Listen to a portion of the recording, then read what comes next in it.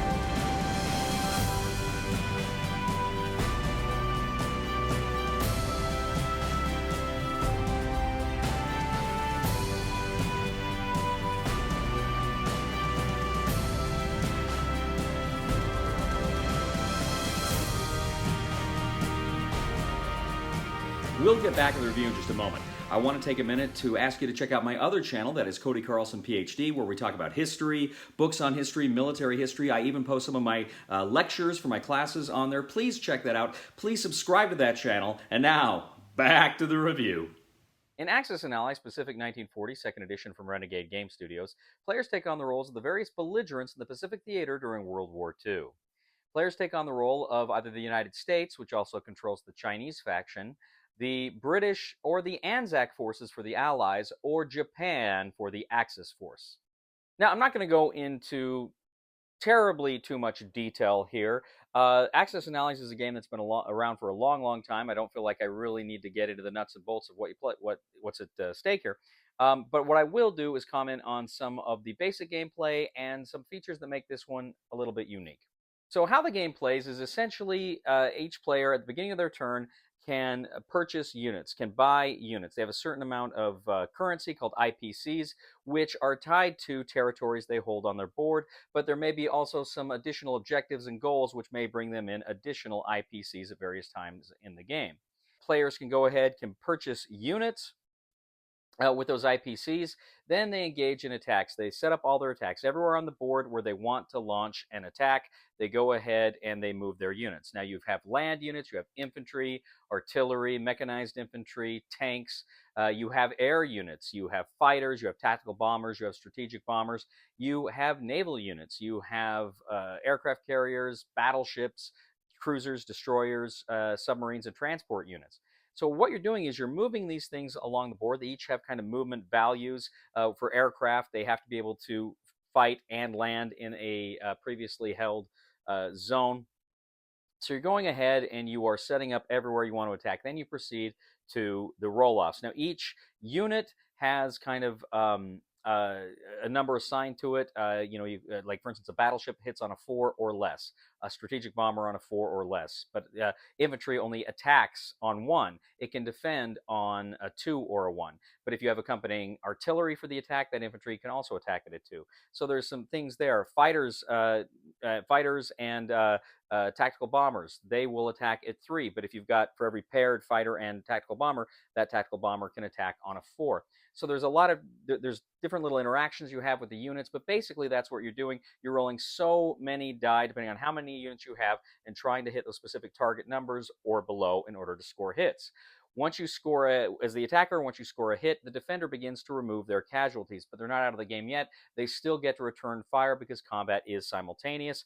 Once the attackers eliminated their weapons, everything that was a hit is taken off the board, and you engage in a new round of combat. The attacker can break off and retreat at the beginning of every round before they roll die, or they can keep going until one side or the other is completely eliminated. Players then, of course, they move into these new territories, which represent more IPCs. And after combat, you can actually engage in non-combat movement. You can begin to reposition your units around the board. You can move your units to other locations on the board, provided you are within their movement range, and provided those units did not already take part in combat. After the non-combat movement phase, you can go ahead and place your units on the board. Now you have major and minor industrial centers. The major centers have, you can produce up to 10 units out of them. The minor centers, you can produce up to 3 units out of them. So you can go ahead and you can place new units on the board at those industrial centers. Once you place your units on the board, you collect income again for all of the spaces that have an IPC value on the board, as well as any specific objective bonuses that you currently can collect. Now, this game begins in 1940. What that means is the United States and Japan are not immediately at war. It's going to take a few turns before the United States can declare war. So at the beginning of the game, Japan is at war with China. Britain and Anzac can declare war on China at any time. Anzac representing Australia and New Zealand. That's where they're focused. The British are primarily coming out of India. And then, of course, China has some unusual rules. They can't really build many units beyond infantry. I think they can build artillery. I think. And then I think they start with the American Flying Tigers, which are represented by an American fighter unit there, which they can control. But generally speaking, they're just producing infantry every turn as opposed to these other units. Players then are attempting to fulfill their game objectives. On the board are a number of victory cities. These victory cities kind of are big city names in red: Tokyo, San Francisco, Sydney, et cetera, et cetera. I think Shanghai.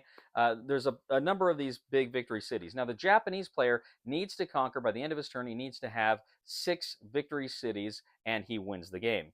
The Allies need to actually conquer Tokyo, while at least one of the Allied capitals is still under their control. So whoever can fulfill that ultimate objective wins.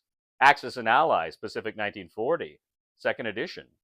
So if you're a fan of the channel, you know what my history is with Axis and Allies. When I was 12 years old, I started playing the original Axis and Allies, and I fell in love with it. It became my favorite game as a young man, and through middle school, high school, and beyond, I played Axis and Allies a lot. And I think you can say that one of the reasons why I am a military historian today, why my main PhD focus was on the Second World War, I really think we can say owes a lot to my playing Axis and Allies so much as a kid. It really sparked my interest. I remember that day looking at that original board, seeing virtually all of Europe was in Nazi gray because the game begins in 1942. And I remember asking myself, boy, how did they get so far? How did those Germans, how did they conquer so much? And then I remember thinking, how did we stop them? And those are the questions that I've been trying to answer to myself for, 30 years now. So I love Axis and Allies. I always have. As I've gotten older, I've played more games. My tastes have evolved somewhat, but I always liked Axis and Allies. Now, around the early 2000s, they came out with the original first editions of Axis and Allies Europe and Axis and Allies Pacific, and I started playing those games. And the original Axis and Allies Pacific was always one of my favorites, and it's in many ways it's a bit different here. The map was a little bit different. For instance, here you have naval bases and air bases, and here there are tokens that you can build. They can be damaged. In the original one, I believe they were just printed on the board. They also function a little bit differently. Air bases, naval bases would give you a +1 movement. I think in the original, in the first edition one, they would also give you like a +1 movement if you're moving into them as well. But regardless, that's something that's different where they're printed and you can buy more of them, or they're not printed, rather they're tokens and you can buy more of them here. Same thing with the industrial complexes. You can buy more of those and put those up around the board as well. And that's pretty cool because, I mean, certainly the United States was quite adept over the course of the war with the Seabees, building bases, building airfields as they island hop toward Japan. So it's nice to see that represented here as well. But fundamentally, this game it's a very light war game. Undoubtedly, it's a light war game.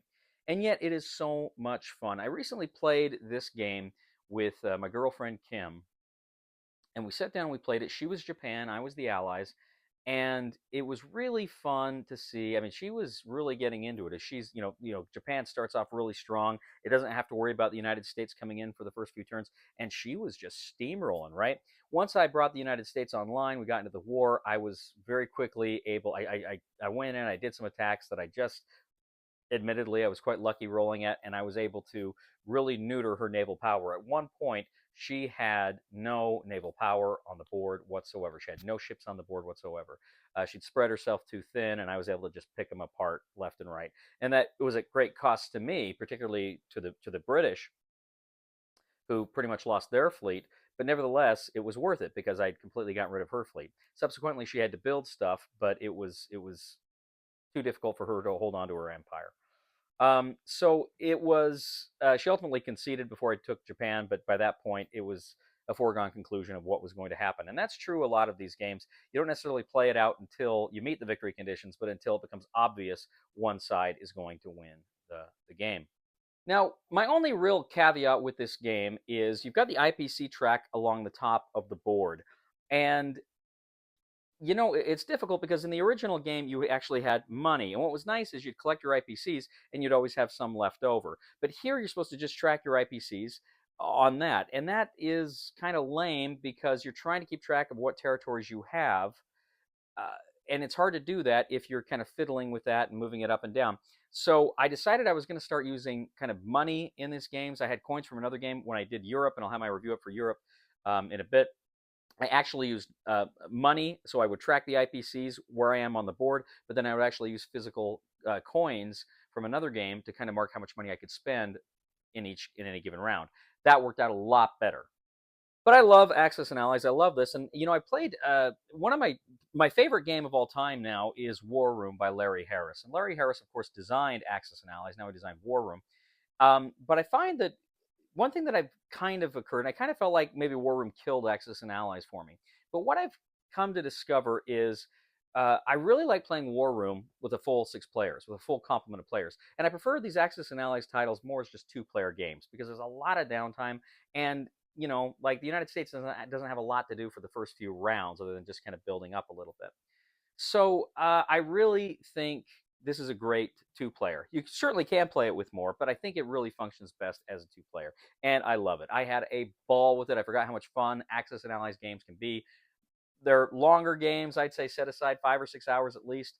And just be prepared to have fun. And you will. So recommendation for the discriminating gamer for Axis and Allies Pacific 1940 2nd edition is buy it. Well, thank you once again for joining us on The Discriminating Gamer. As always, we ask you to please leave a comment for us on YouTube, on Board Game Geek, on our Facebook page, or on thediscriminatinggamer.com. We'd ask you to please like us on Facebook, subscribe to us on YouTube, and follow us on Twitter. I'd also ask you to check out my other channel, that is Cody Carlson, PhD, where we talk about military history, books on history. I post some of my lectures on there. I would ask you to please check that out. Please subscribe. That would mean a lot to me. Also, we'd ask you to leave a thumb to this video on Board Game Geek. Now, if you are a fan of the channel and you like the content we bring you here, we would humbly ask you to go ahead and click on the Super Thanks button on this YouTube page and leave a tip. Ladies and gentlemen, let me ask you a question. Did any of you see the 75th Annual Ninja Parade in downtown Tokyo? Neither did anyone else. Please somebody help me on my feet again, and I don't know where I'm going, and I don't know where I've been.